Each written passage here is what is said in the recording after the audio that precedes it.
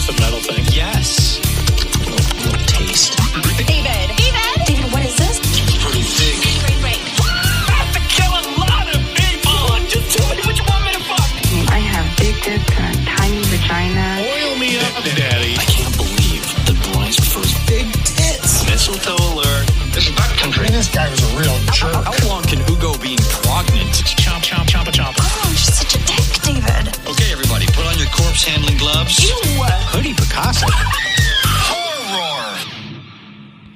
Hello and welcome to Horror Movie Talk. I'm still trying to figure out where he got the sound clip for Big Tits. Big Tits? I don't know. Probably from... I don't recognize where that came from. It Probably sounds like from it's your voice. A horror porno game. Oh, all right. So yeah, it's Horror Movie Talk. We're your hosts. Hey, whoa. I'm Dr. Bryce Hanson, and over there is David Day. That's right. He's a professor and the foremost expert in scare no-nos. New theatrical releases get up priority, but we also review older horror movies, both good and horrible. And today, we've got one of them new releases we keep telling you about. I had no idea this was coming, and man, what a crazy movie. And this is one that you might not be able to see right away, but it's in select theaters right now. It's called Hatching. Yeah, it's a Finnish film. Does that sound right? Yeah. Yeah, Finnish. So, anyways, check out our website at horrormovietalk.com. We've got lots of useful links there. If you want to join us the second Saturday, so that won't be this Saturday, but the next, we're going to be having a watch party at streamlounge.io. We do that every second Saturday, and we post new episodes of this podcast every Wednesday. So please subscribe and leave us a rating, if you please. If you want to call and leave us a voicemail, call 682-253-4468. If you're new to the show, we give a brief synopsis and review, and then we give a score for the movie, score on a scale of 1 to 10, 1 being a miserable dredge where it makes you angry that you just watched it, 10 being so good it transcends genre boundaries. And after we give the score, we'll get into spoilers, and take a deeper dive into what we liked and hated about the film. So if you haven't seen the movie yet, you can jump out at that point and come back if you don't want it spoiled. That's how spoilers work. Man, this is such a great, I can't even hide my excitement to talk about this movie. Yeah, that was a good, yeah. So yeah, we got a couple bits coming up later on, like very special opportunity. First, really? we'll have taglines. Oh, taglines, perennial favorite. Yeah. But also, I was able to, just through a coup, no pun intended, we landed an interview from one of the cast members of Hatching. Dude. And I want to keep it like under wraps, like it's a surprise guest. Yeah. And just stick around for that interview because I'm pretty excited. I mean, yeah. You told me who it was, and I'm just dying to get into it with him. Yeah. So stick around for that. So yeah, we went and saw Hatching. Are we still subscribed to IMDb Pro? No. Okay, thank God. No, I was going to say, how'd you get this interview? There's like a Finnish version of not like you can just Facebook. walk outside and find this person. Yeah, and I just connected with them there. It's called Facebook. It's different. All right. Yeah, right. Yeah. That's different. That's how Finnish people sound. So I'm not going to play the trailer because it's all cause and Finnish. So we can skip it. But Hatching can be found in select theaters right now. It's a limited release, but I really hope that it gets widely released or somewhere streaming soon. Finnish freshman director Hanna Bergholm heads this chilling tale of Tinja, a 12-year-old gymnast, and her toxic relationship with 1, a giant bird person, and 2, her mother. Giant bird person. What begins as a simple tale of this old chestnut of hatching a mystical growing forest egg It twists into a disturbing metaphor for the traumatic metamorphosis caused by being raised by a Finnish Laura Dern. True. I really like this film. I went in with really low expectations. The trailer is a little rough. It featured some really corny acting, and it's always a crapshoot with foreign films. It's real hit and miss. I mean, I guess it is with domestic films too, but I think there's much more hit and miss. A little bit of a better track record with, especially subtitled films. Like, it's got to reach a certain level of goodness, quality to put in front of people that are very averse to reading. Right. Yeah. So it looked pretty bad from the trailer, but I went and checked on IMDb and on Rotten Tomatoes, and the score was really high from critics, so I gave it a shot. So, I mean, the trailer sets up a pretty arbitrary story of raising a monster, but it really delivers on an emotional and visceral level. Throughout lots of good body horror in it, lots of good, like, character development. Animatronics, lots of, I mean, I think it may all be practical effects. I don't know that there may be a few little touch-up things here and there done with computer CGI and that kind of thing, but this is almost all practical effects and makeup. Yeah. And it's very impressive. Yeah, it's pretty great. You really have sympathy and pity on little Tinya as she desperately tries to make sense of and manage forces way beyond her control. The themes throughout are vague enough to be interesting, but explicit enough to draw some connections. Toxic relationships, narcissism, puberty, eating disorders, and hidden lives are all themes that are explored pretty adeptly in a tight 1 hour and 27-minute runtime.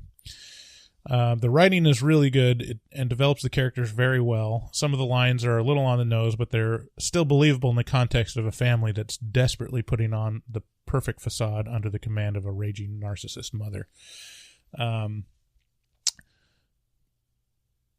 There's a lot of good things to say about this movie, and not a lot of fat on it. It's pretty impressive with how much it accomplishes in such a short runtime, and having a pretty simple premise, but twisting it into like a really rich, like, metaphorical, and I'm so glad that you're weird, amalgam of themes and like tensions. It's really great. Yeah, I've been just chomping at the bit. Champa in at the bit to talk to you about this, because we didn't get to see it at the same time. Champa.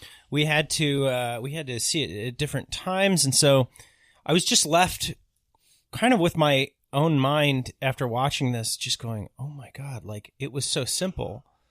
Like, I had that immediate takeaway of it was so simple, like, but also like the things that it explored were so universal, so like also kind of simple, but then like this complex, like it just simplified this very complex, all these complex emotions and experiences into this really tight, strong package that just, I mean, it just kicks you right in the chest with just grief and like, if you're a person who had, childhood trauma, right? Yeah, I'm really curious to hear what your thoughts are on this one. I'm so curious to hear what your thoughts are on it, because I don't. You're watching, you're like, yeah, that makes sense. Oh, it's so much of this is very, very, very relatable for me. But then I turn around and I go, is it relatable? Also, it's a somewhat of a universal human experience. But I go, did Bryce have a traumatic childhood? I don't know, but I don't feel like yours matched mine. But I can't say that it wasn't worse or better. Like, I don't know. Like, no, I did not have a traumatic childhood in my family or in anything like that. That's a pretty foreign concept to me. But I mean, I will say it does a really good job of, like, throughout most of the movie, just showing you these things and it just feels fucked up. Just everything feels fucked up. The family, like the mom, the just everyone, the situation with the hatching, like, oh yeah, and then it just ends with tragedy, and it's a really great, metaphor again for trauma, because it's like trauma while it's happening, while you're experiencing it, it's like, well, this is fucked up, or from people on the outside, they're like, wow, that's really fucked up, but to you, it's like, well, I just got to deal with this as it comes, like I'm getting overwhelmed, and then in the end, it's tragic because trauma has effects that are long lasting, they never go away. That never go. It changes you, in ways, and that's. I'm assuming that's the main message of this film. It's hard to say, like, to pin it down on one thing, but I think that's probably the closest to an overall theme of the trauma around her narcissist mother, being wrapped up into actually changing her for the worse. Yeah, so for those of you who don't know or who are new to the show, my dad is a narcissist, and in my childhood was a pretty decent alcoholic. And so, and I had, I'm pretty paranoid person. I'm emotionally a changed person from who I think I would have ended up being had I not gone through those things. So this really, this movie it hit me very, very square in the temple, and then also, like, it focuses on my biggest fear. My biggest fear is, like, doing this to my own child, and so this is going to be a little bit of a heavy episode, probably. Yeah. Because this is so close to home. But I'll say, like, just about the movie itself, just back to the movie a little bit, like, yeah, at first it felt, it was interesting. The acting felt stilted and kind of weird, and I didn't know exactly what I was getting into. The language, the Finnish language, I can't tell if it's the actual Finnish language or just the direction being given to these actors that felt so stilted and strange. But the language itself felt like strangely punctuated to me. Uh-huh. But then as it kind of fell into what it was, I started going, oh, this is all pretty intentional stuff. Yeah. I thought the acting was so good, especially from that little girl. Yeah. My God, where do they find these amazing child actors? Yeah. No, yeah, I think I think this is the first Finnish movie I've ever seen. Yeah, that's probably fair to say. Like, and yeah, I think the language is different. It does have kind of a more, it's a different quality. So it's hard to say, like, whether the acting was stilted or not. But definitely there was intentional affect in some parts. Yeah. That comes through. Yeah, just really great. So what do you score this one? Yeah, there's really no other, like, this is a 10 out of 10 for me. Yeah. This is so,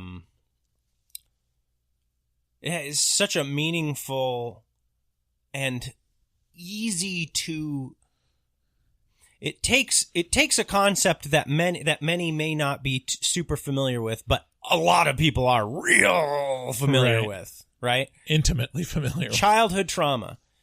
And it makes it into this perfect allegory, this perfect thing. Allegory was the word I was looking for. Thank you. And it takes it and it goes, here you go. This is when you fuck around with a child. This is what's happening. Yeah. This would it be like. Yeah, this would it be like. And for that reason, I think it's maybe one of the most uncomfortable films that you could make a lot of people watch. Mm. And also, like, so fucking important for people to watch. Like, it's unfortunate how hard it's going to be for a lot of people to watch this, because no one wants this is like the ultimate. This is like up there with rape and murder, right? It's you're fucking with an innocent person, and no one wants to see that kind of stuff displayed on screen, but it's important. I think. It's very entertaining. Holy moly! When you see that crow,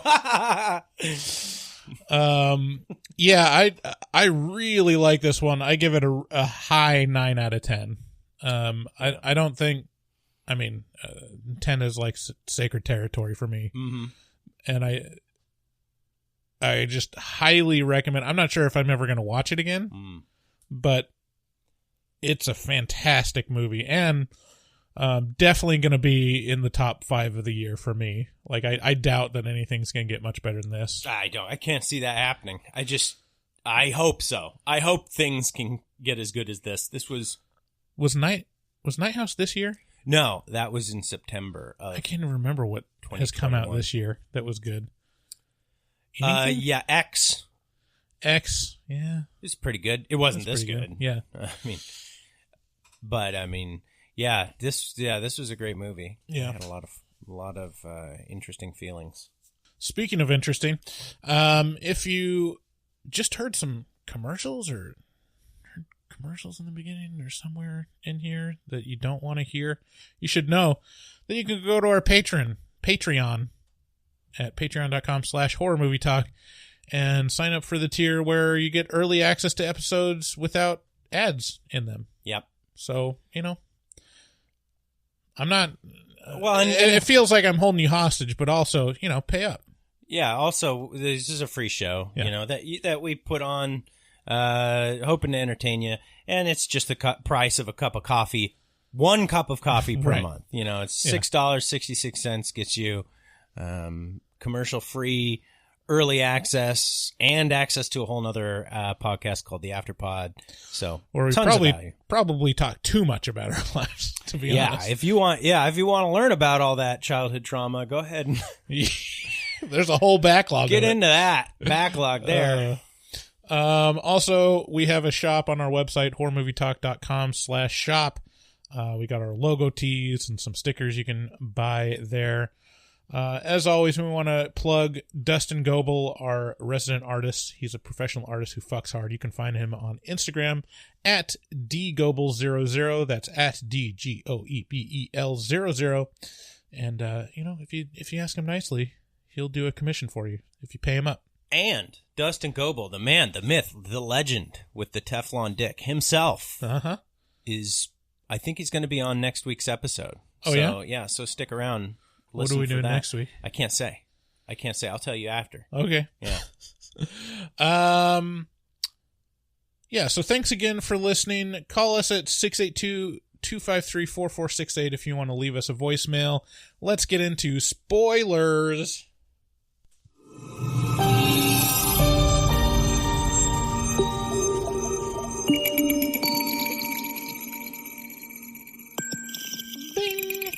Spoilers! But even before spoilers, I just want to say to our latest Patreon members, thank you very much. Here are the people we need to thank. We do this every so often, so just bear with me for a minute, because these people support the show, and we appreciate them a lot. Matt D., Tori N., Chris C., Bob R., Loa Marie W., CJC, Willard M., Fart Simpson himself.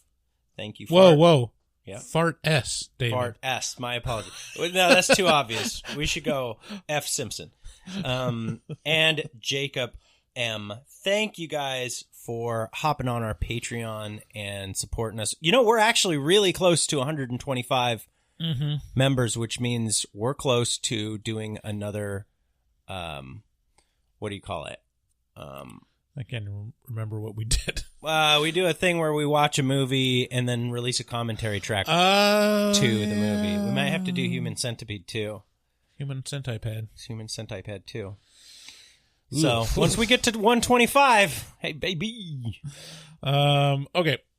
So, starts out, we're introduced to our protagonist, this little girl that's a gymnast.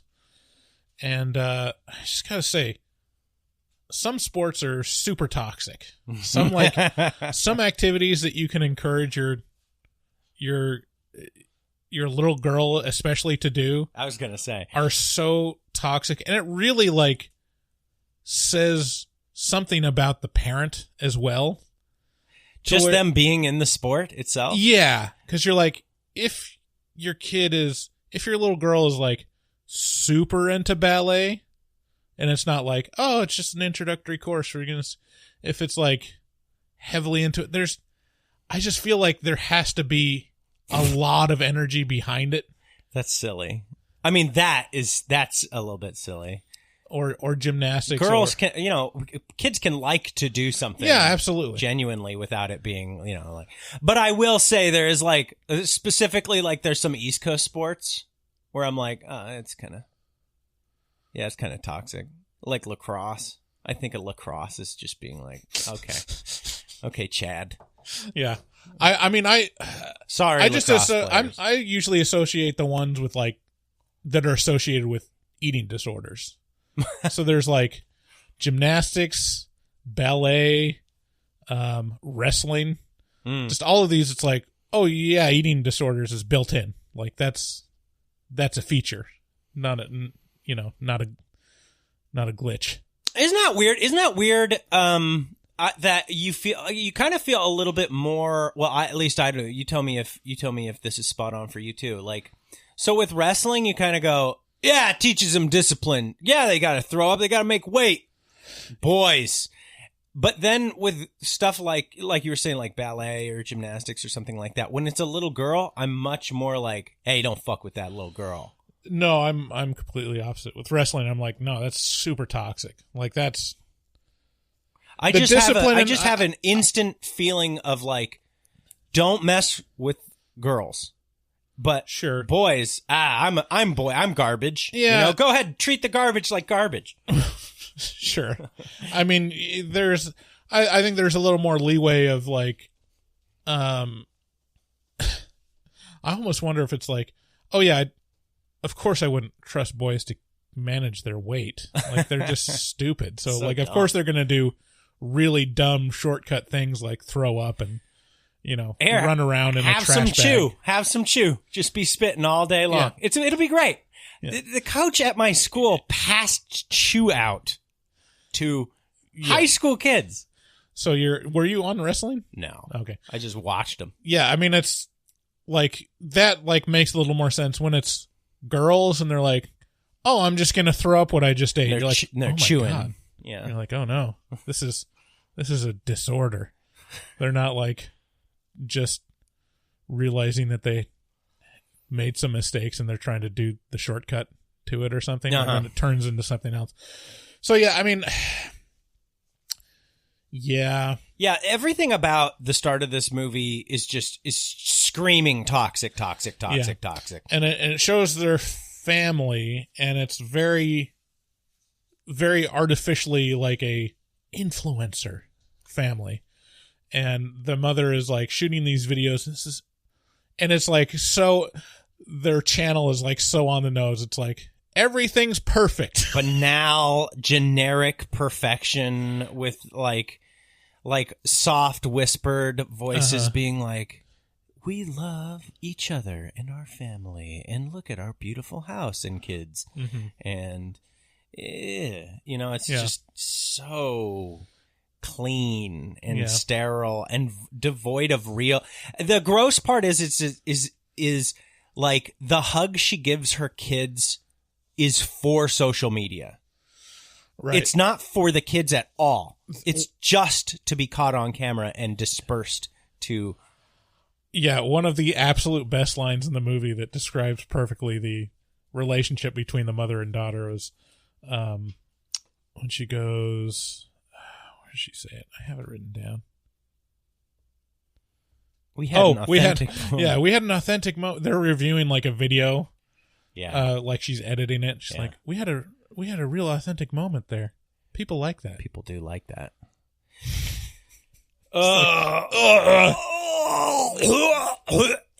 Oh,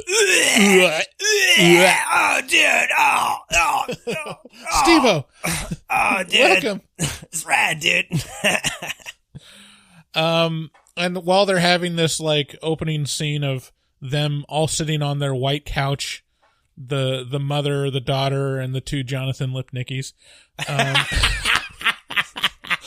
You have a note written in here that's so fucking perfect.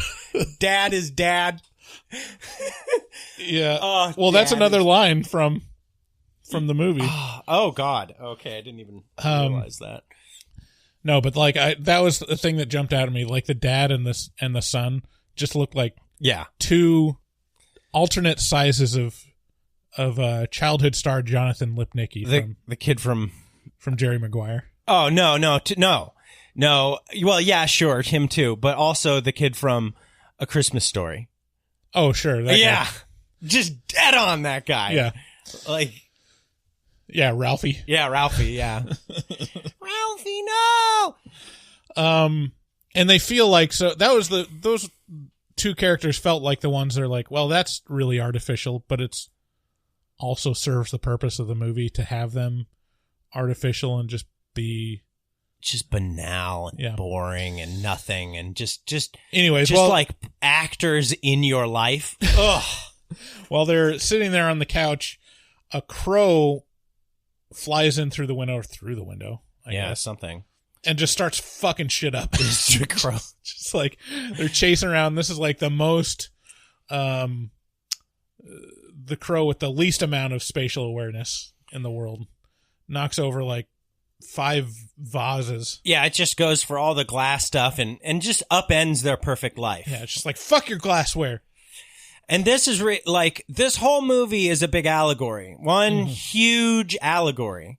And so this is kind of where you get the start of that. Yeah. Which it's is like the perfect life is interrupted by reality. And I think in this case, the crow kind of stands for like a little girl coming into her own, like kind of becoming becoming a woman, maybe getting her first period or something like that. Yeah, there's a lot of stuff that happens later on where it kind of fleshes a lot of that out. But really, like at this point, it's just chaos entering into their perfect life, and it's like you can't control everything, and here's proof. Right.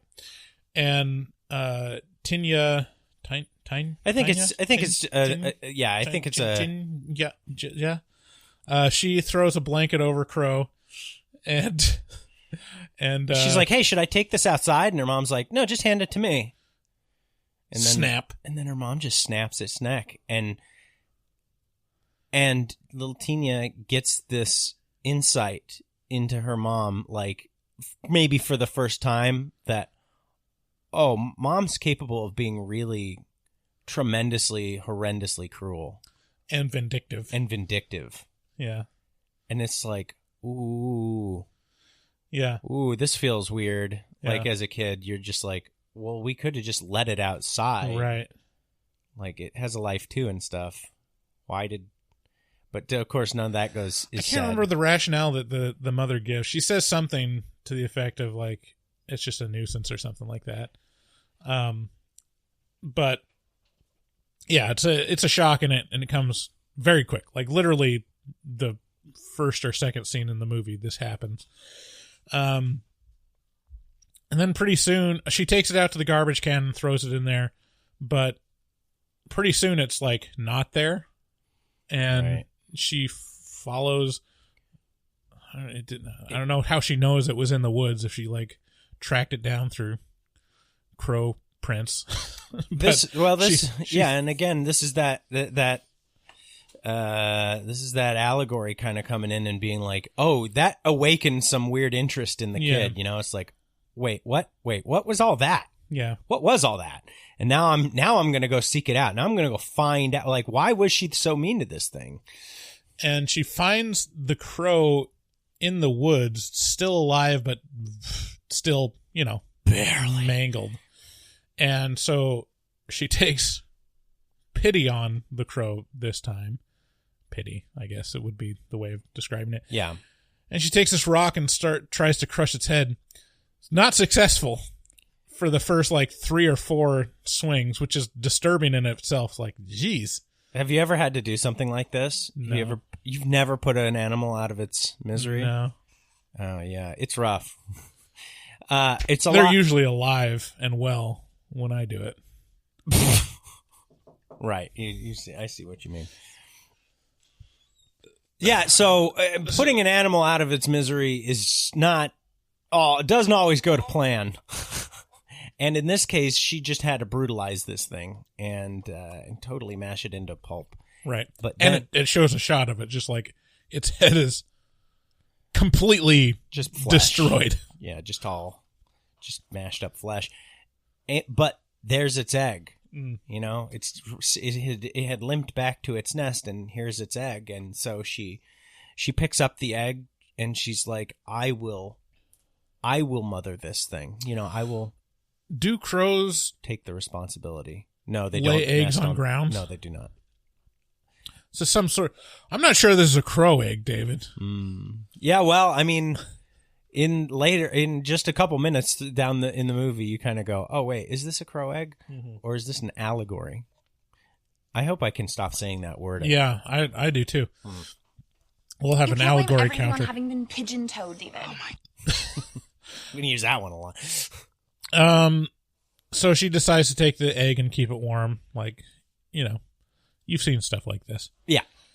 And a lot of my notes are like about just the plot line of the egg and the, you know, resulting stuff. But really, just as much as all that stuff happening, just as important is these little moments with Tinya and her mother.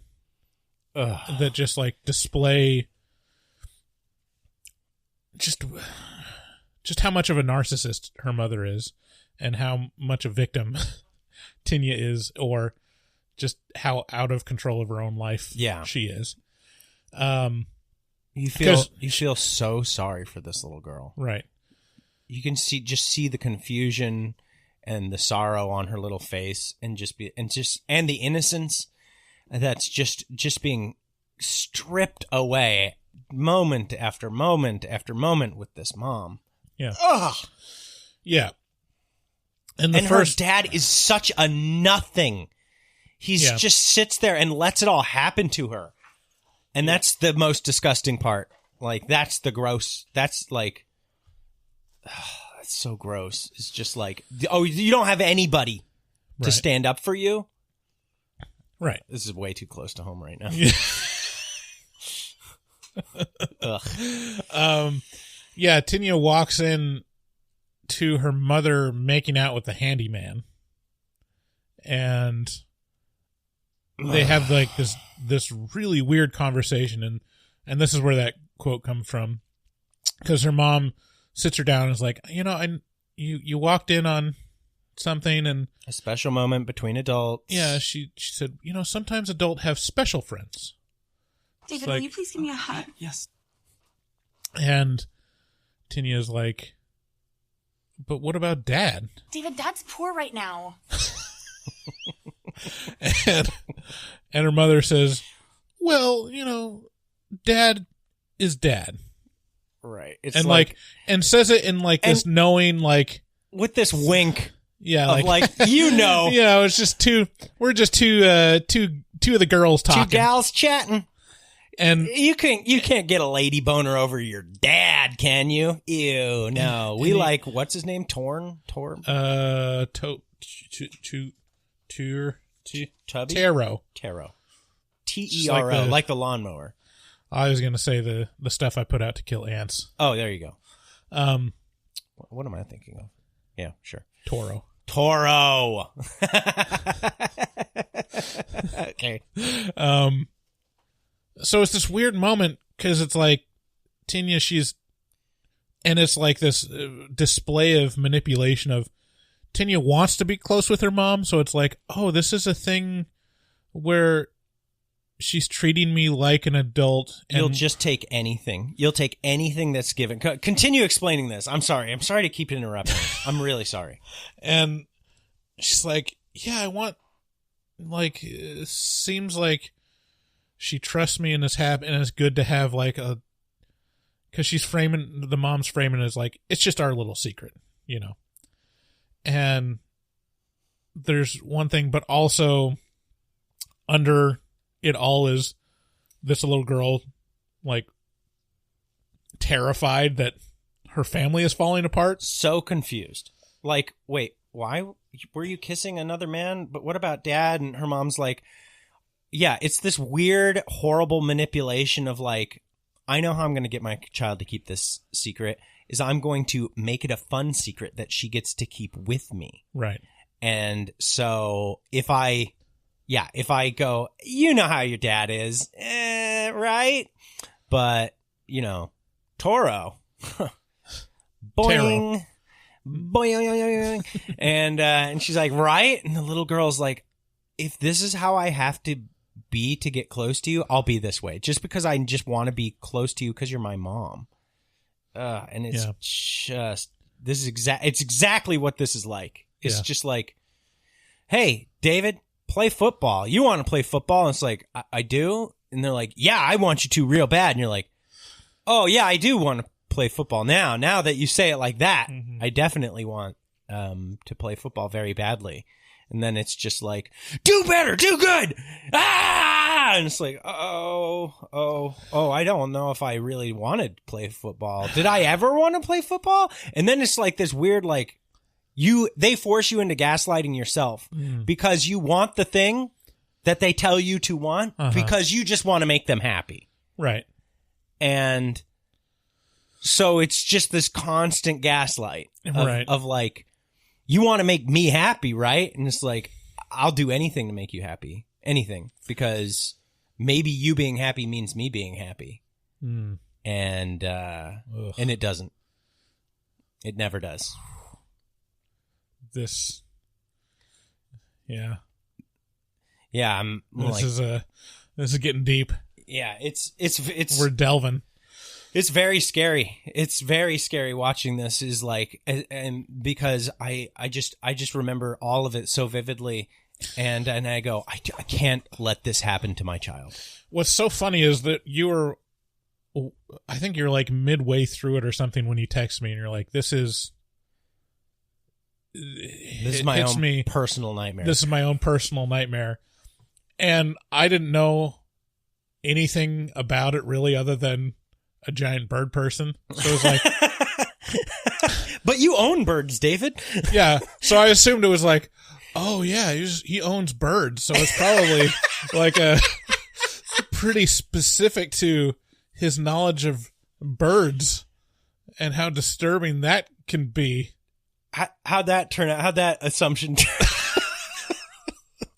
has very little to do with birds. Has a lot more to do with. David, will you please give me a hug? Yes.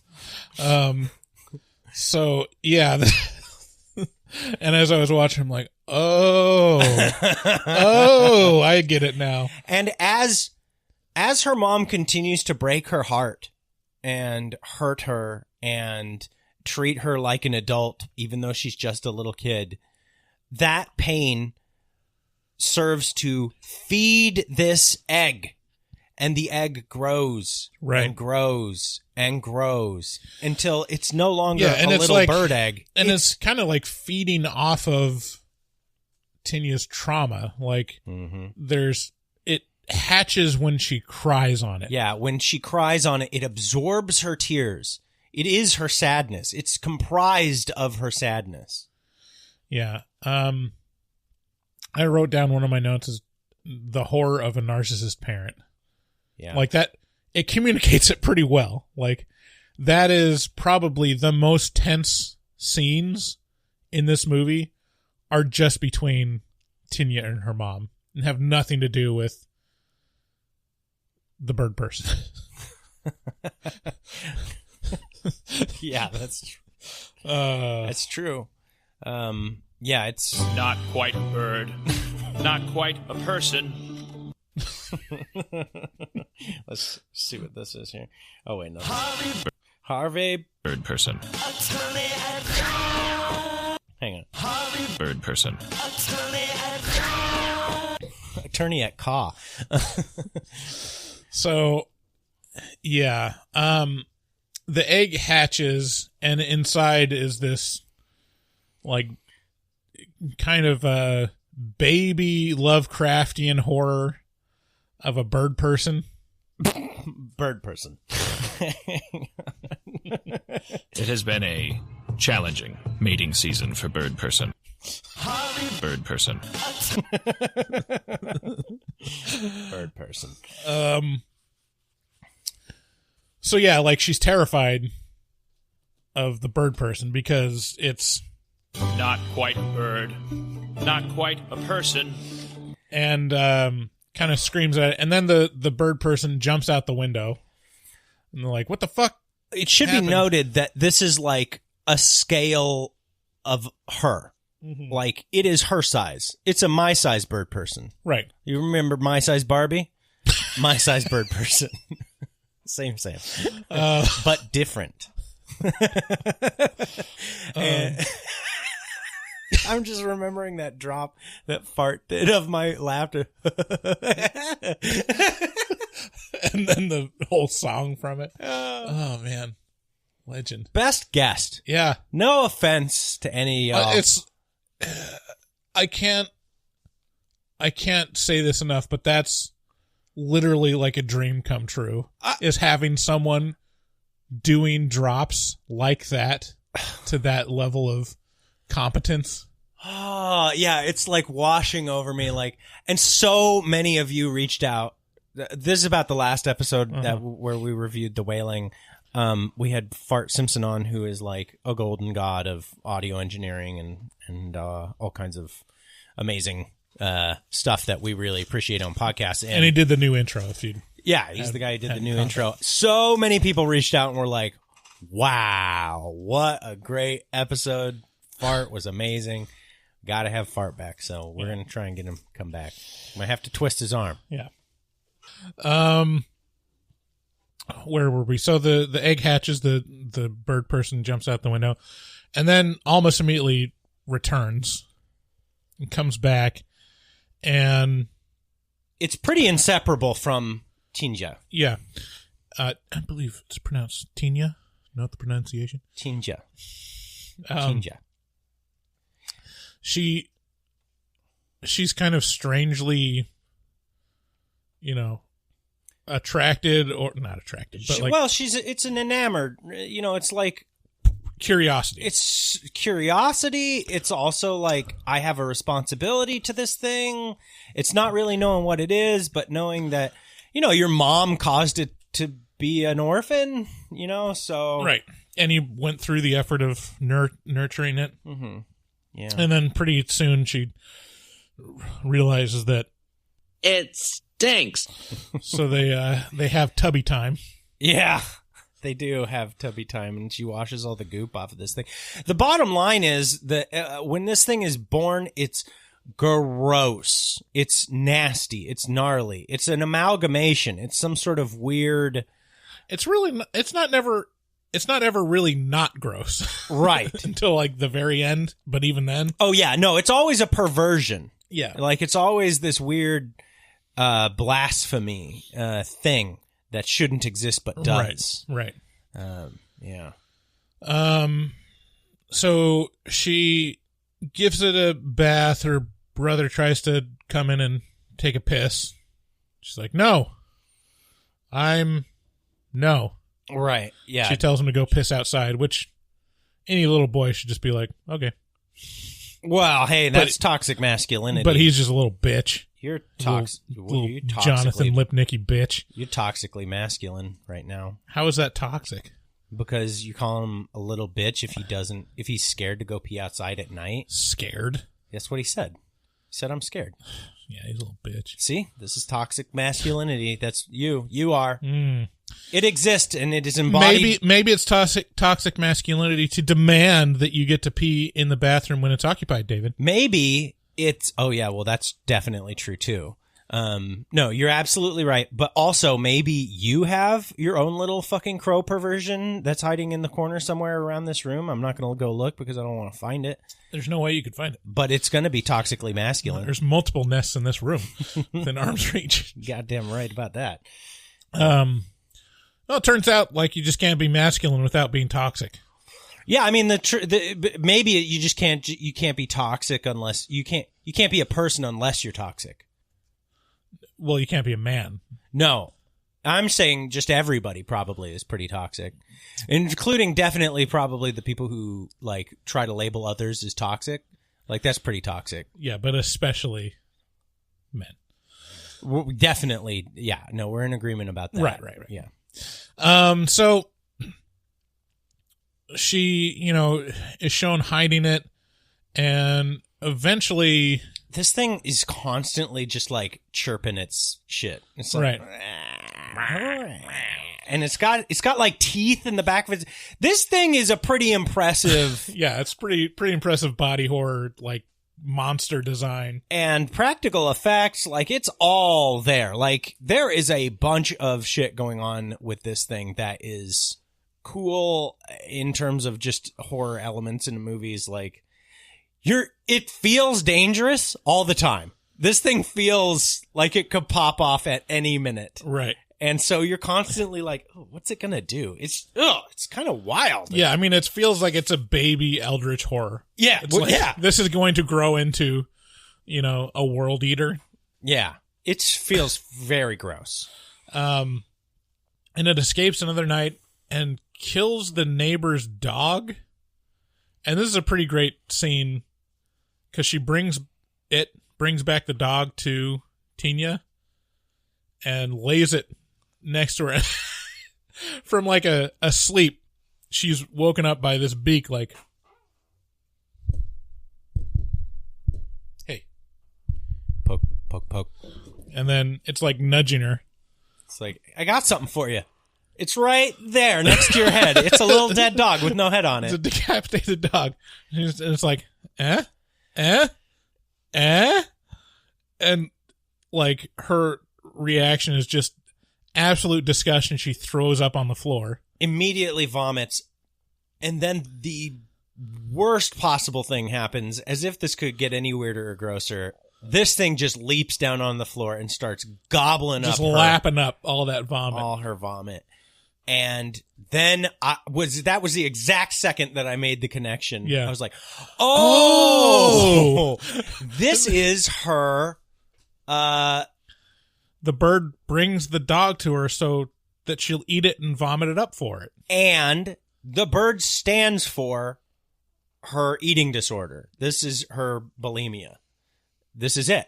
Here it is. That's what the bird is. It gets a little more obvious as time goes on because Tina buys a bunch of bird seed, eats it to throw it up. Right. For the bird. And then later in the film, bulimia is like a pretty big theme in this because it's showing her like literally throwing up to feed this toxic beast. Yeah. And then her mother at some time is like, "Oh, you've lost some weight. You finally lost that baby fat." And like, "Oh, yeah. Must have been watching what you're eating." It's like, no, she's got bulimia now because she's feeding a bird. And I did there was another thing that I did in my head. I'm like, oh, she's throwing up all her food too when she does this. Like, right. I didn't do the math on that. Like, she's not just throwing up the bird seed; she's throwing up what she ate. So she's literally bulimic from feeding this bird person. We say bird person because I don't want to assign a gender. I don't want to assign any pronouns. That's fair. Unless it tells me. No, I think that's definitely appropriate. Not quite a bird. Not quite a person. I don't like how that sounds either. Yeah. Not quite a person. Right. It is a person. Yeah, it is. Just because they're non-binary. Right. They're not a person. Toxic. You know, I'm glad that I feel like we're making up some of the... We're making goodwill right now by, like, being good people by saying these things, like about how men are toxically masculine or like don't assign gender and that kind of thing. I'm glad that we're building this goodwill on this show, because my other show, Hotline and Advice Podcast, has come under fire. People are ragingly mad at Babyface Billy, and rightly so. He's out of line a lot. But we're working on it. Yeah. He's super masculine, but mostly all of that is toxic. Mostly toxic. Yeah. Anyway, so I'm sorry, I was interrupting. Yeah, so I mean that whole thing's going on. Where are we? So the brother tattles on his sister for hogging several things, like hogging the bathroom. And her dad comes in and is like, "Hey, like, you shouldn't be doing this, blah blah blah. Like, what's going on here?" And then he spies like a little blood spot on the bed, and he's like, "Oh, I gotta go." Femininity, no. So it's like, instead of femininity now. So now that's the other allegory that's through line is puberty, because it's like you're turning in to something. So yeah, the other big spoiler is, as time goes on, this bird person that's not quite a bird, not quite a person, is less of a bird and more of a person as time goes on, to the point where she feeds it with her vomit. As she feeds it with her vomit, and as it feeds, it's like nurturing. It's nurturing the evil within. Right. It's nurturing the gross thing inside her. She didn't know what this thing was, but it all started with her mom. And yeah, I mean, speaking of the evil within, Did you think I'm retarded? no, please no. So it eventually. Oh man, there's so much stuff. It's only an hour and 30 minutes, and there's so much stuff that happens. Like there's a whole through line of her preparing for this competition, this gymnast competition, and she's just not quite there. There's one last spot, and she hasn't really perfected her landing. Yeah, and her mom is like, just rides her so hard, and she's like forcing her to, and her coach, this is the other thing. The coach is like, she's a coach. She's like, okay, take it easy. You're going to, because this is a lot of it is mental, Yeah. So a coach recognizes that. And when someone fucks up a landing and, possibly hurts themselves, or like you get the yips, a coach can recognize that and say, like, just take a break. Take a break. Take a just deep like, breath. That's enough for today. Don't worry about it. We'll work on it more. And her mom's reaction to it is, we'll do it one more time. Do it until it's perfect. And one scene, it shows her forcing her daughter to keep doing it over and over and over again, to where the coach is turning the lights off in the gym and saying, like, she's got to lock up, and she's like, "Oh, don't worry, we'll take care of it." And Tina's hands are like chewed up from being on the uneven bars. Yeah. And I realize it, and this is more obvious towards the end of the film, because it shows a lot of the bird person's hands, these like talons, and they turn into more like human hands with like dark nails and stuff. And then I realized, like, because at some point her hands are like so bruised and beaten up that her fingernails are like blackened too. Yeah. So it's like, it's like there's a connection. There's a physical mind-body connection between these two. Yeah. But also it's like, it just cements the allegory of like, no, this is the bird is her, Right. She is.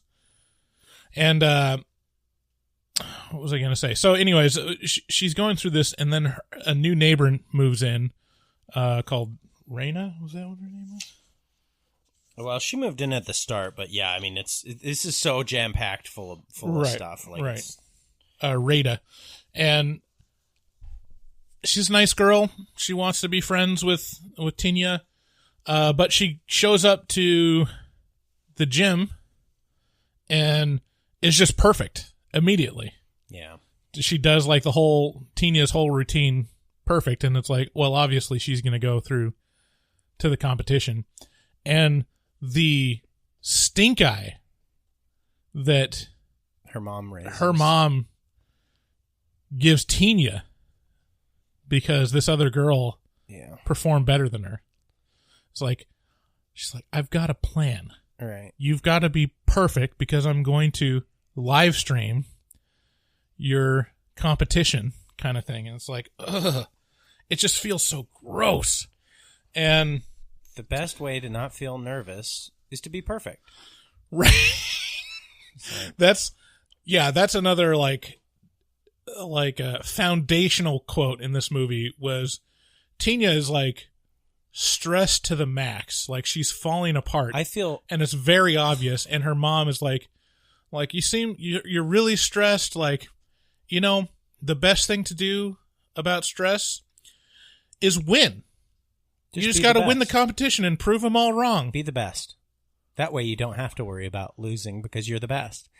It's like Jesus. So much of this, Christ. So much of this review, I'm like in another place. You know, I'm like, you're disassociating. I'm not really disassociating. I'm just remembering. You know, like I haven't processed a lot of this movie. I've just been slowly processing it. Yeah, and it's so spot on and so. Like, I'm so envious of the person who wrote this because they've processed this to this perfect point. And this was probably a lot of it. Like, writing this was probably like, how does it all work? Like, because when you're in it and when you're a kid and then afterward, there's just a bunch of blinders that go up. Yeah. To make sure that you don't see the pain or the reality of the thing or like things for what they are, you just get a bunch of coping mechanisms that are like, don't pay attention to the man behind the curtains kind of thing. Yeah. And this has torn away all those curtains and like leaves the whole mechanics of the thing bare. Right. And it's so simple. And of course it's simple, but it's when you're in it and when you're going through it, it's the most complex and horrible thing ever because it all seems so backwards because the person who is the most supposed to be invested in loving for you, your parent, has none of those feelings. Yeah. They only love themselves. Right. And they can't really love you. They love you because you came from them. Right. They love you because you're an accomplishment of theirs. But nothing else. Like, you're not a person. But no one's a person to a narcissist except for the narcissist. And so, like, all of this stuff is so, like, weird and spot on. And, like, this is a masterclass in, like, breaking it down so everyone can understand it and see it for the sad state of affairs that it is. And I think there's this weird thing where the boomers, like, oh man, there's a proliferation of narcissists and boomers. Like, it is unbelievable. You just don't see it in Xers or in millennials as much. Like, or in the boomers in the greatest generation. Like, you don't see it in them. The boomers are a lot of, like, the people who raise us are a lot of narcissists. Yeah. It's crazy. Yeah. There's okay, at some point her mother, and I think I wasn't paying attention to like how this was presented, but at some point the mother takes Tina over to Taro's house. Yeah. They're like, oh yeah, we're just gonna go. Do you remember what the rationale for that was? That like setting up as like we're gonna go practice, or was it literally just like I'm gonna go live with my boyfriend now? Yeah, no, it was very matter of fact, and it came out of the blue. This is they love to do this. narcissists will pull this bullshit on you all the time, which is just springs some grand plan on you. This is the best idea ever. Isn't this a great idea? And you'll be like, wait, what? What are we doing? We're fundamentally changing our entire life on like a whim? And they're like, yep, get in the car. And you're like, wait, what? And she's like, you're coming with me. Well, you and I are going to go live with Taro. And your dad is going to take your brother. It's going to be great. Doesn't it sound good? And she's like, okay. And she sees her dad and he's like, you got to hand it to your mom. He's just such a bland Melba Toast bullshit person that he's just like, it's easier when somebody makes the choices for you. And this dude is just the stand-in for the shadow of a narcissist. The person who has been cowed into just being their puppet. Yeah, because this is a very codependent person. He frames it as like, she knows what she wants, and that's nice. Isn't that good that you don't have to worry or think about what you want? You just get to go and do what she wants all the time. It's like, fuck. Ew. So they go over to Taro's house. This dad doesn't even stand up for her. He's just go ahead. It'll be bye. And then just like the brother's kind of a bit character, but in the short amount of scenes we see with him, like he's obviously also going to be a narcissist. Right. Like it's very much like, oh shit, I didn't even think about that. He's all about himself and like, yeah, what's she getting? Like, what? Yeah. Like, why don't, anyways. Weird. I didn't even think about that. They go to Taro's house, so the handyman's house, and it's shit. It's just utter, like compared to their house, which is the perfect life where it's like everything's white and like what's that pristine. Mean? Wait, what? No, like wait, let's back that up a little bit. Let's examine it. Everything's white because it's not stained. It's like, it's not what? It's not stained. Go on. That's not what I meant, David. Oh. But I mean, I think of my grandma's house to where she had the living room that no one sat in. Was she white? No one ever sat in. And it was all this light colored furniture and, it was covered with plastic most of the time. But that was like her sacred space and she never let the kids in there. So that shit was makes like, so little sense to me. Like, that's generational trauma. Those rooms stood for generational trauma from, like, war times or some bullshit where, like, our houses were exploded, so I have a room that we just don't fucking touch. That not even dust can penetrate this room. It's like... Yeah. So they go, and this house is just, like, it's in disrepair. Like, everything is in ramshackles, and the mom's like, this is great. How beautiful is this house? And it's obvious that like, this is an awful situation and it's just so you could fuck this guy. Yes. That's all it is. Yes. But this dude is a good guy. He is. He's a very good guy and he sees what her mom's doing to her and he goes out of his way to try and make her feel comfortable in his house. And he's like, whoa. You don't have to impress me. Like, we can just be nice people. We can just be friends. Right. And that's totally fine. If you can't do the cartwheel perfectly, I don't care. Look, I'll fuck up too. I'll show you it's okay to be imperfect. Right. But the problem is this dude has a baby from, he's a widower. Mm-hmm. He lost his wife who just gave birth. Lost his wife in childbirth, and so he has an inherent thing he has to protect, and that's this baby. And Finnish Laura Dern is very smitten with this baby. The mother is like, and that's the other disturbing thing where it's like, it's obvious that she's grooming, fawning over this baby, and like, oh, this is a second chance. I can make a better daughter than my current daughter. Which is like what Tina is made to feel. Yeah, it's her worst fear and it's actual reality. Like, and this is the thing. People are like, oh, you're paranoid. Oh, you're crazy. But am I? Because all my biggest fears have always been true. So who's fucking crazy? You know, it's like my fear is that my mom is going to replace me with a new, better version of me because she wants me to be better and I can't be better. And then what happens? Mom seeks out a baby girl that she can make better than you and is like, and sees her for that. And it's like, you're not paranoid, Tina. Like this, you're spot on. You got a good head on your shoulders and a bad mom in your house. Yeah. We skipped over Rada, the competition, the neighbor that was a competition. It shows the bird person attacking her, and like Rada is in the hospital, and I think her like hand is bitten off or something. Like she's completely mangled, so she's not going to be able to do the competition. It's clear that this bird will stop at nothing to make Tina supreme. And it turns from like, oh, it's just feeding to, oh, it seems like it's attacking the things that are an emotional threat or like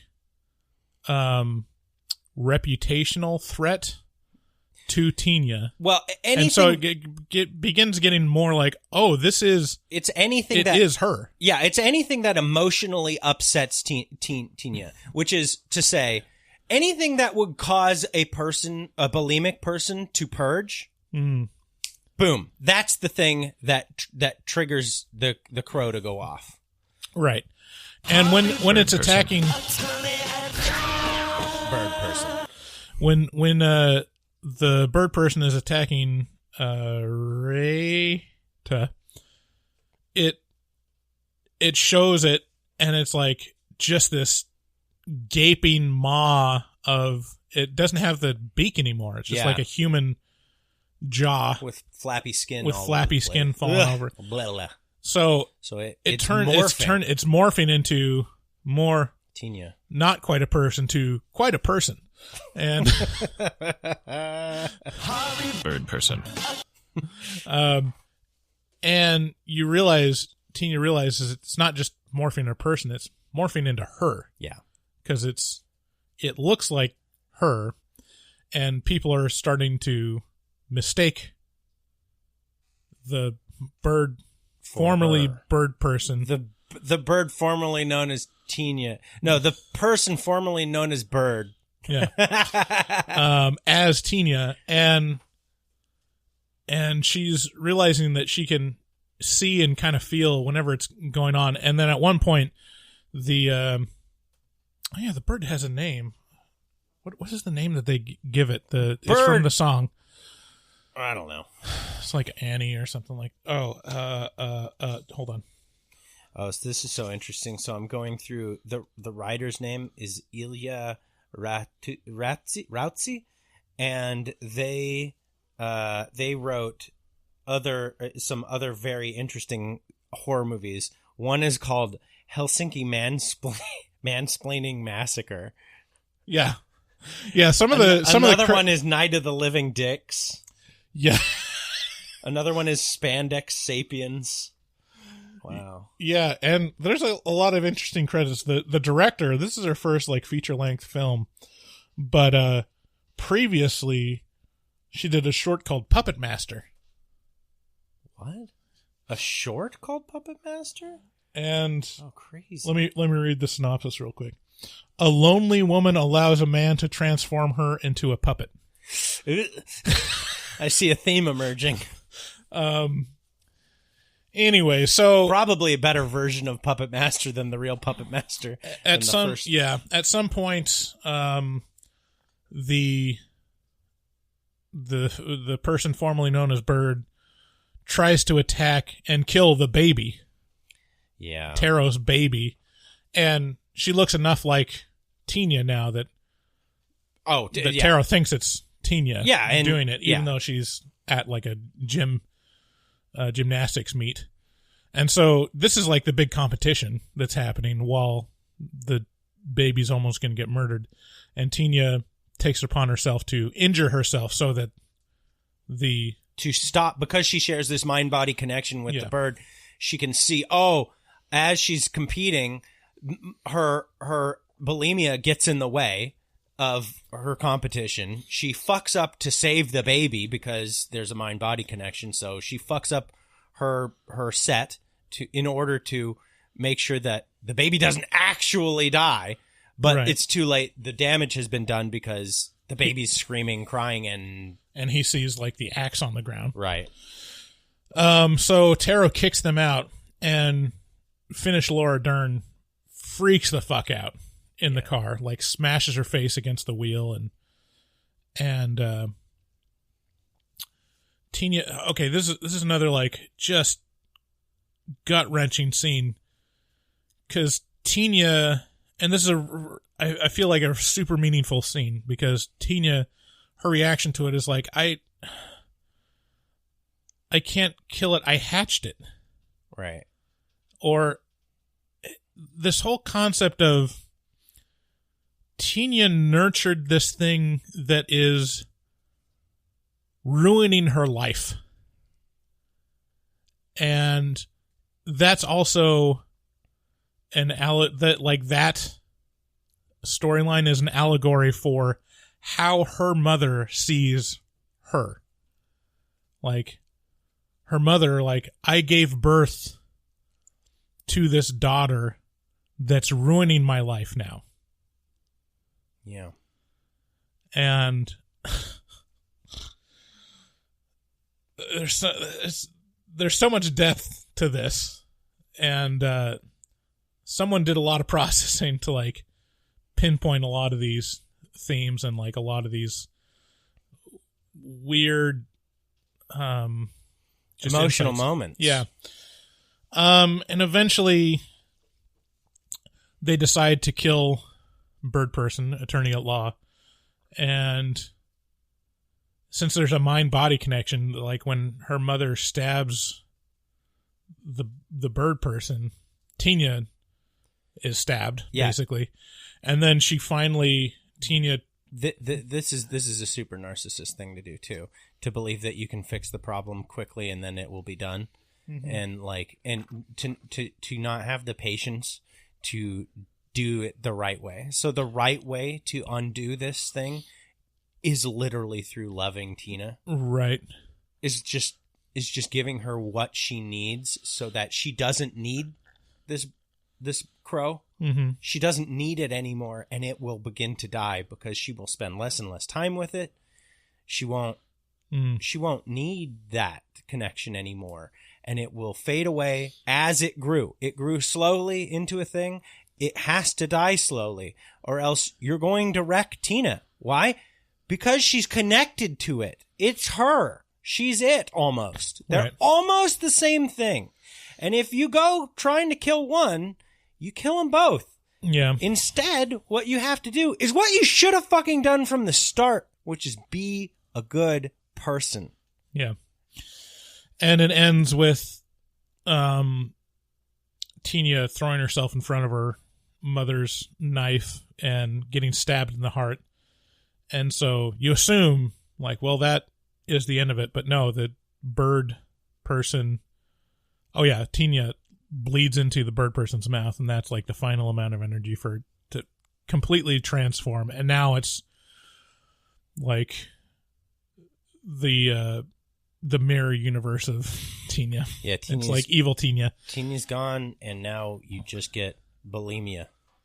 Yeah, you just get this broken, fucked up eldritch horror thing that, like, to be honest, you started. Right. Like... So it's you had such a good thing. You had such a good... She was such a good... Think about all the feelings you had of worry and concern for that good little girl who just was just confused and just didn't... And was just wanted some normalcy and just wanted love from her mom, despite her mom treating her like a weird adult girlfriend and telling her like, oh, I'm going to go fuck this guy. Isn't that crazy? It's like... No, can you just be nice to her and just treat her like a kid? You had this perfect thing. You had the perfect thing. And you fucked it up. And it's by thinking it was imperfect. And it's also like this... Yeah, the whole allegory of trauma, because Tina, she's so helpless, but also she hatched this thing. Mm-hmm. It came from her, and she is nurturing it, but she's not in control. Right. And that's like... Because she's a kid. Because she's a hurt little kid. And that's like how it is being raised with trauma. It's like you want to be good, you're really trying, but you're not in control because you're being basically preyed upon by this narcissist, and you're not in control of your own life. Oh, yeah. Like, you're not in control of what you're being made into. We had a really authentic moment there. People like that. It's like, ugh. I want to throw up. Like, how could you not end up just being bulimic? Yeah. Like, of course. Right. Yeah. And this is one of those peeks into another world for me, to where it's like, well, that's not what my life was like. And that's like the polar opposite, because it's like, I grew up like not like appearances and being good looking or whatever was not any of my concern, or being competitive. Mm-hmm. Like, it just wasn't in me because it wasn't part of my upbringing and whatever. To where I see these people whose raising was all around that, where it's all around competition, looking good, and being better than others. Popularity contest. And that, as much as I look at other people and be like, oh man, I wish I wasn't fat. I wish I, was good at sports. I wish I was normal. I look at those people and I'm like, well, God, I wouldn't want that. And that's part of it. I wrote down a whole point talking about how I hate competition. Mm-hmm. And this is where my trauma came in, because it's like, I realize now, like, I have, Daniel Plainview in There Will Be Blood, where he's like, I have a competition in me. Mm-hmm. I'm the polar opposite of that. I have zero competition. I have zero competition in me. Like, sometimes it's a superpower. Sometimes it's just like, that's missing and that's not good for me.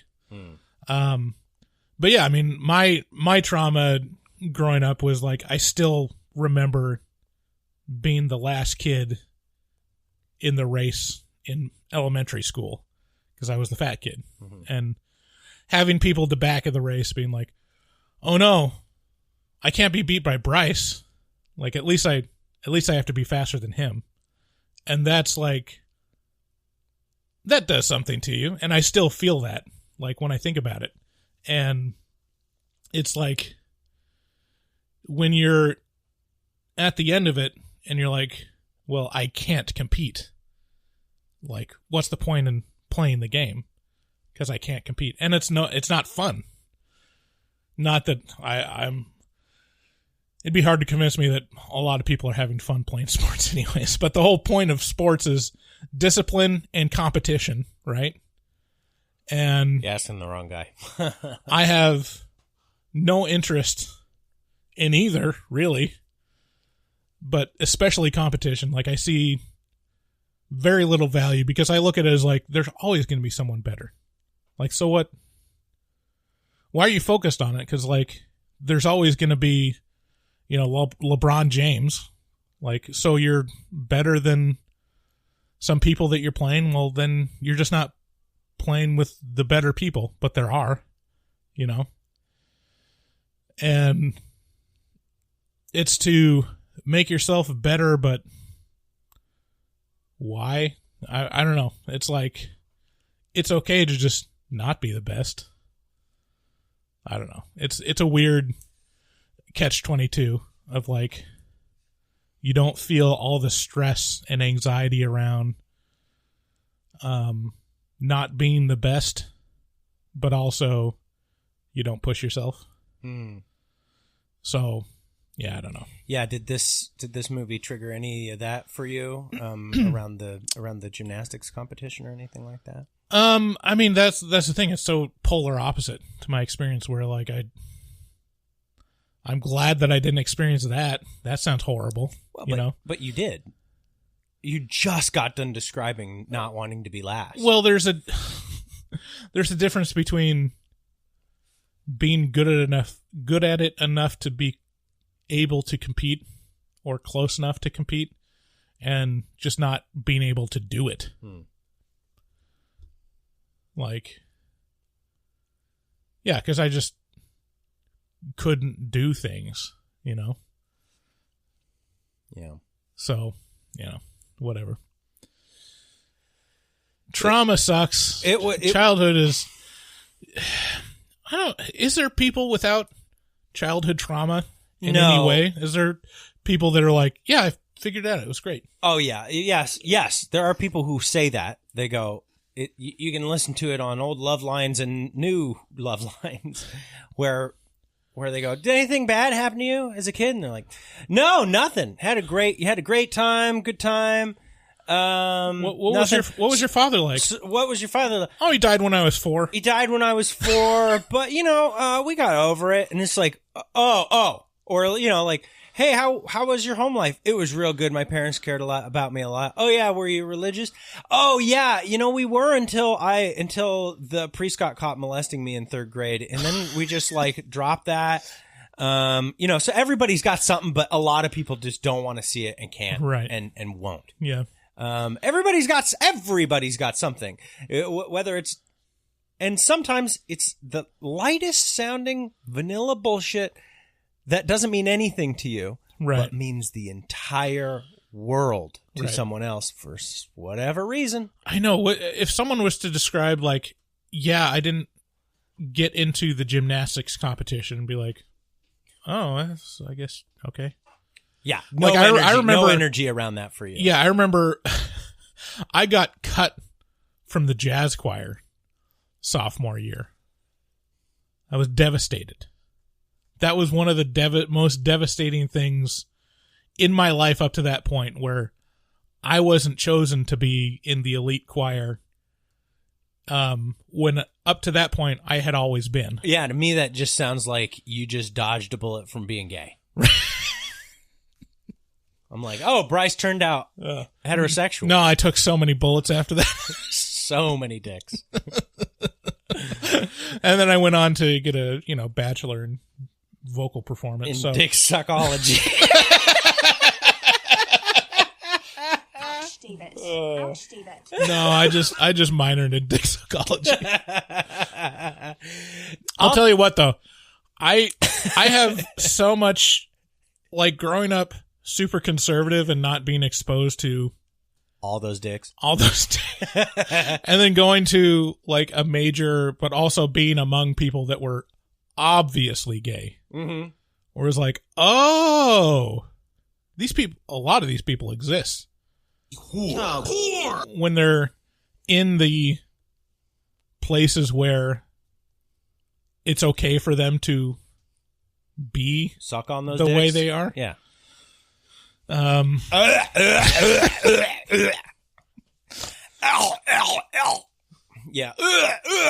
Yeah, no. It's a fun time.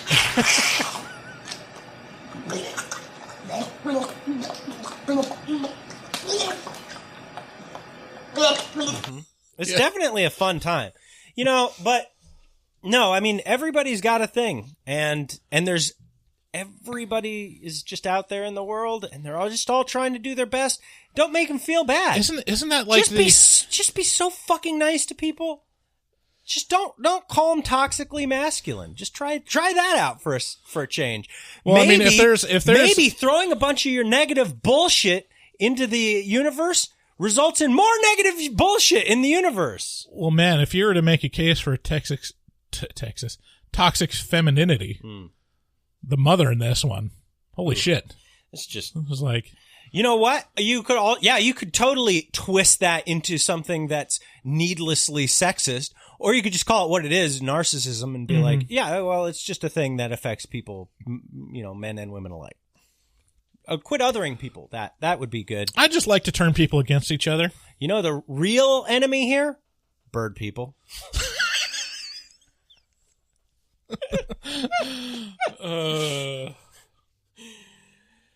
It has been a challenging mating season for Bird Person.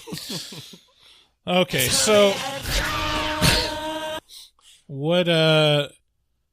Who do you think should go see this? I really honestly believe, and I'm gonna say this with the straightest face possible. Anybody who's gonna have kids should see this movie. And really let it sink in, because, as a person who deals with this on a daily basis, this reality being, just being a person, it helps to inform how you treat people, and especially your own kid. And it's really hard when you're in the thick of raising your own kid to be like, to not try and be critical of them when they really just need a hug, Yeah. Like they just need a hug, and that can diffuse so much. It can diffuse the eldritch horror from coming into your house and eating your child alive. Yeah. And turning them into a paranoid, untrusting, cold, callous, and yet very, deeply feeling, individual. Mm-hmm. Whose name is Gambler. I don't know. Just rhymes with Gavid Gay. I've never heard that one, by the way.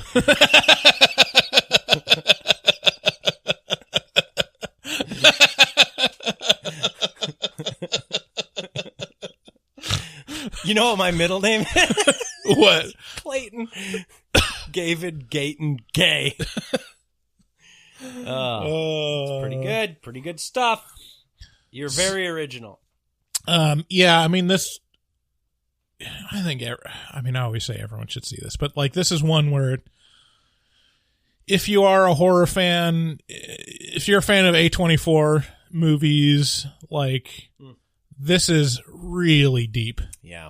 And see, it's one of those where it's, I don't know, it's hard to gauge what, like, the people that watch The Witch and look at it and say, like, it's boring, nothing happens, to where, like, where would they fall with this one? But, like, it feels like a lot of stuff happens in this, to where this hits many chords. It is a monster movie. It is a monster movie. It's got tons of it has everything that every modern horror fan claims to want. Right. Body horror, a bunch of practical effects, very limited CGI, engaging story, extreme stakes. Like, it's got all of it. It's got so sad too. Like, it's very like, emotional. Like, it's it is that it's definitely in that lane of sadness porn. It's a lot of that grief. Got a lot of that grief feels. So if you want to feel bad, go watch this movie. Yeah. Okay, let's move on to perennial favorite, Taglines.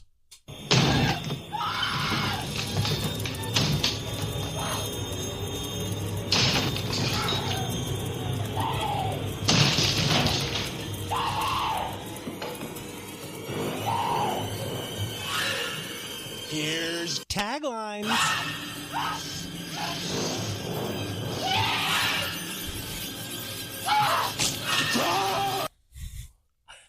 Taglines is a game where we come up with alternate taglines for the movie we're reviewing. I got some zingers. Okay, what do you got? Hey, Bryce, what do you give so are you going to do the joke thing again? I love this. Oh, God, this is my favorite thing. Fuck what are you talking you. to? So Taglines is a bit where we come up with alternate taglines for the movie.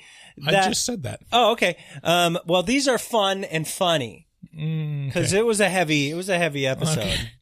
What? Hey, Bryce. Yeah. Hey, what do you give a sick bird? Vomit. A tweetment. Okay. Well, I can't say mine are that much better. Hatching. Influencer's new video. We rescue a crow. We rescue a crow, and it tears apart our entire family.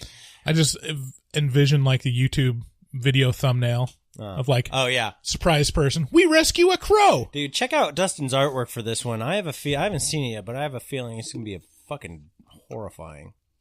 Hey, I should probably tell him we're doing. Did you tell him we're doing this one? Yeah, I told him. He called me for some gossip, so I gave him some gossip. Told him about this movie too. Oh, okay, cool. Hey, Bryce, what do you call a funny chicken? I don't know. A comedy hen. God damn it. You're a dad. What's the matter with you? I spent 10 seconds thinking of these, and I just don't appreciate the amount of it. You just went and got some Laffy Taffy. No, you're like, these are my taglines. I made these up. A comedy hen? Okay. Hatching. The much anticipated sequel to Crow 2. The Crow 2. Oh, wow. Sorry. Yeah, you butchered I fucked that one up. Hey, Bryce. When's the best time to go buy a bird? I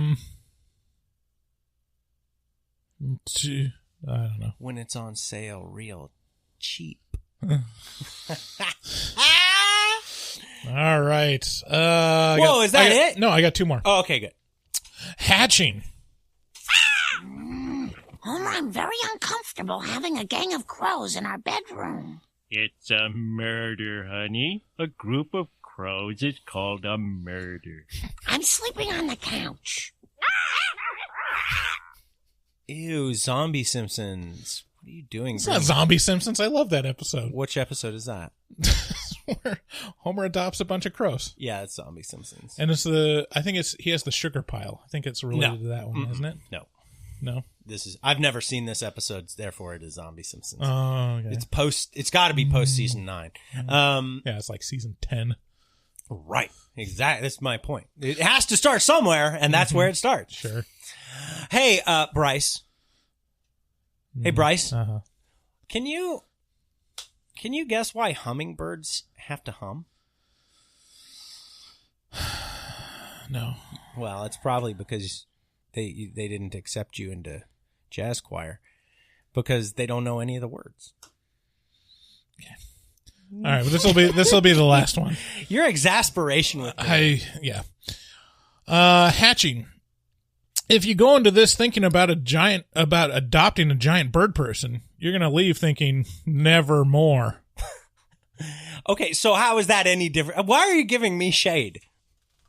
I don't have any more. That's all I got. Okay. All right, so exciting news. Oh, yeah. We have an exclusive interview with one of the cast of Hatching. I know you're all waiting to hear who it is.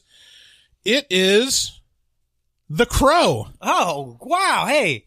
So do we have them? Are they on the line? We're going to have them call in just a second.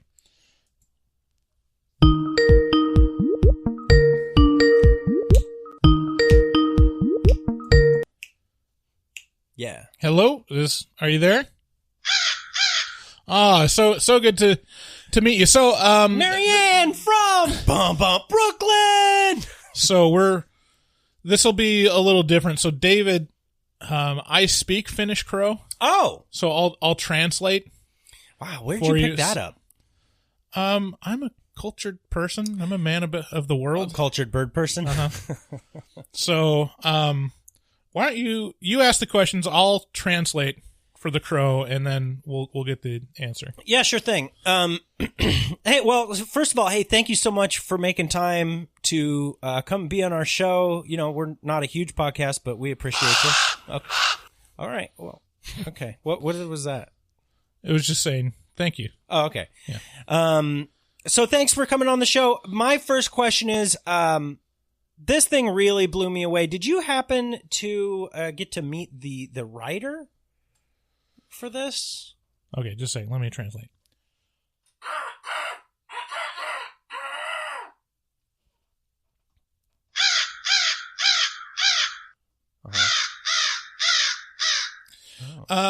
No, he didn't get to meet the writer. It's not usually, they're not usually on set. Right. But really respects its former work with the Dick movie. Yeah, right. So can you tell us maybe a little bit about some of the challenges for you? I remember. Yeah, I'm translating just for you. That's fine. Go ahead. Yeah.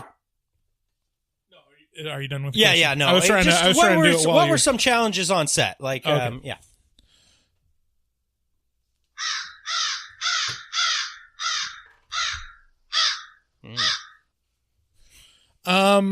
Like a lot of Finnish productions, they don't necessarily make a lot of concessions for birds in production. There's not a lot of seed and craft services.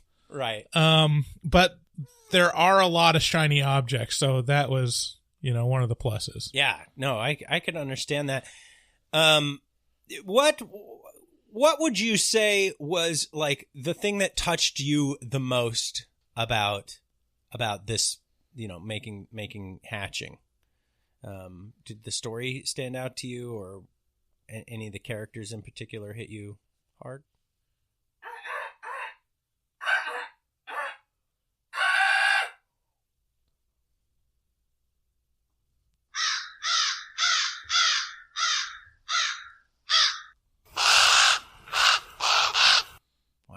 Really changed tone there. Yes. It's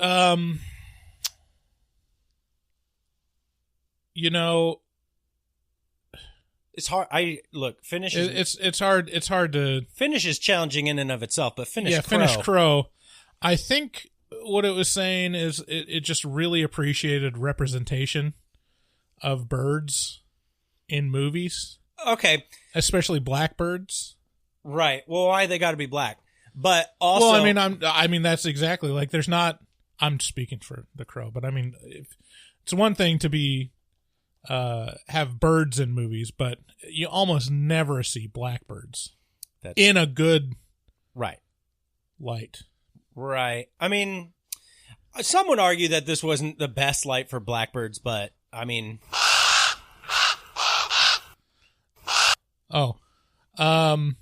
he just informed me that he actually does understand English. Oh, as most Finnish people do. It takes. You know who we need to get in here to help us is Anna.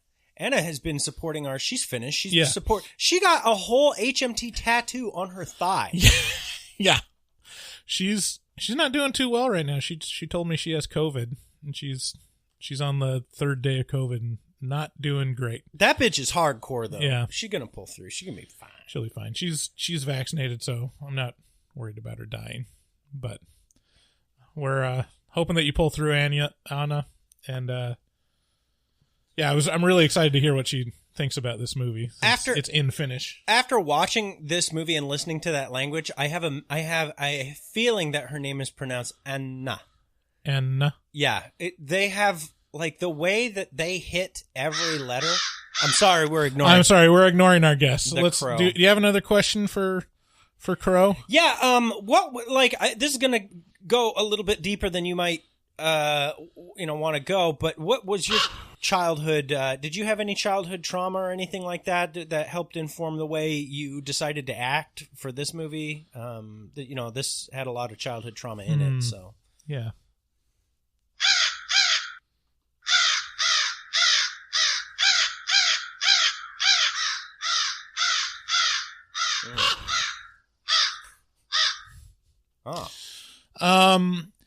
She had a complicated childhood.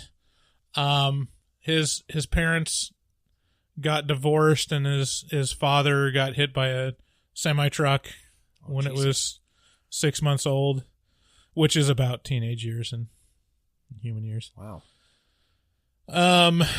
But really, overall, it says that it was a good childhood.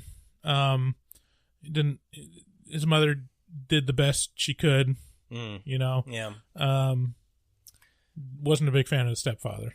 I got another quote. This is just off the cuff here. This isn't off my sheet or anything like that, but it strikes me that a lot of those Norse countries are, pretty progressive, pretty forward moving. I've heard about, you're right. I've heard a lot about programs that have taught crows how to pick up cigarette butts in exchange for little pieces of dog food. Is that something that they do in Finland? Have you ever exchanged cigarette butts for pieces of dog food? Oh. Yeah, they recently cut back on the amount of payment for it. Used to be you got 2 pieces of shiny metal for each cigarette butt, and they cut it back to 1. So it's kind of a sore subject. That's how they do. All right. So thank you so much to Bird to the crow for coming. To Bird. For coming. How can anybody take our show seriously? Like it's almost like we're just 2 cis white men. All right. That's the show for today. Thanks for joining us. What should we tell them to do? Go to horrormovietalk.com. If you're going to buy anything on Amazon, one of the things you can do to help us out is click on the button in the banner and we get a little taste. Yeah, taste of that. It's not insubstantial. I was actually looking at it last quarter, and it makes up 3 to 5% of our income. So it's maybe 5 to 10% of our income. So it's really not bad. Yeah, it's not bad. Huh. So keep doing that. I think did you set up the international thing? Yes, I did. So now anyone that clicks through will be able to get. Well, a lot more countries. So if you're in the UK, I know that was the one that people were asking. Yeah. Thanks to our patrons that we mentioned, as well as all, the over 100 people that are giving us their money to listen to more of us, which is kind of mind-blowing. Go see this movie. Go see really this good. movie for sure. And you know what? I got to say, we've been receiving a lot of encouragement lately, but also just throughout the extent of our efforts on this podcast, and it means a lot. We we do it for you guys, and you reach out to us and you say nice things, and that means a lot. And I think y'all are just great, so thank you. We love you. Bye. Bye. Hello and welcome to Horror Movie Talk. An opinionated and accidentally funny horror movie review show. Go. Just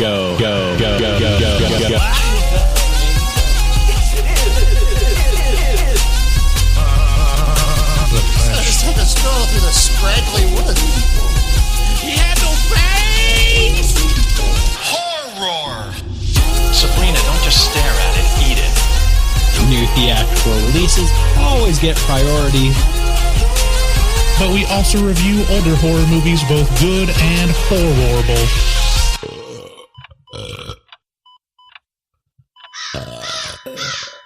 Wow, that didn't sound good.